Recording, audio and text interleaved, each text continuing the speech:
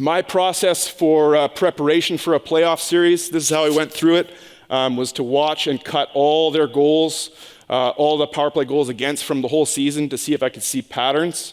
Watch all our power plays against our opponent from the regular season. So we played them 4 games. I would watch all those power plays again. I would watch and cut all their power plays against from the previous series. I'm going to show you a semifinal series and a final series. So took the previous series. 2 days before we started the playoffs, we would do sort of a long form power play pre-scout on that day. That would be around 20 clips or so, broken up into face-offs, PK forecheck, PK end zone. We would always identify who are the top 2 or 3 PK centers, what hand are they, what technique do they use to win face-offs, are they winning it to the inside, are they winning it to the wall, are they exiting on the strong side, winger drop, rim, how do they exit so we can make sure we win the loss. That was very important. A lot of times if you look at a power play and it's not working, you're frustrated, guys come back to the bench, you look at it afterwards and it's like, you lost the face-off, they got the clear, first breakout, doesn't work, and now it's most likely a change.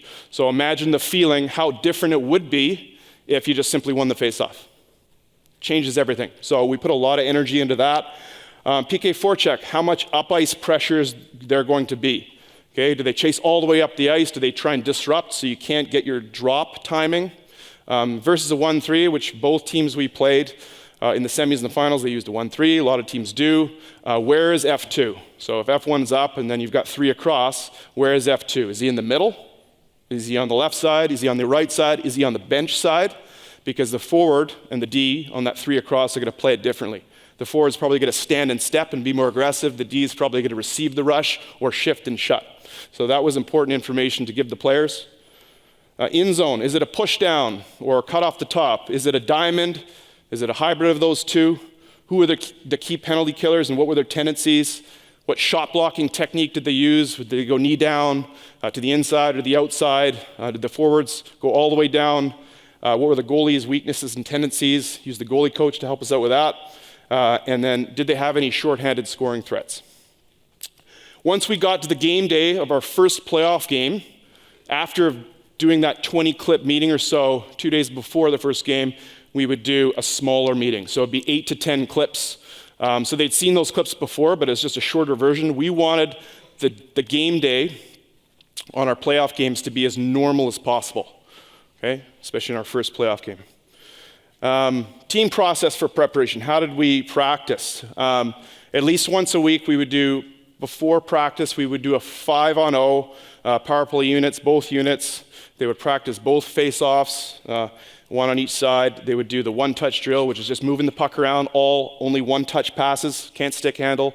4 to 5 in-zone sets, maybe, run through their stuff, just 5-on-0, get their touches in. Then once we got into practice, each unit would get four sets each. They would start with a 5-on-0 face-off attack, and then a puck would be waiting behind the net. The penalty killers would be waiting, and they would come and break out the other way against the penalty killers.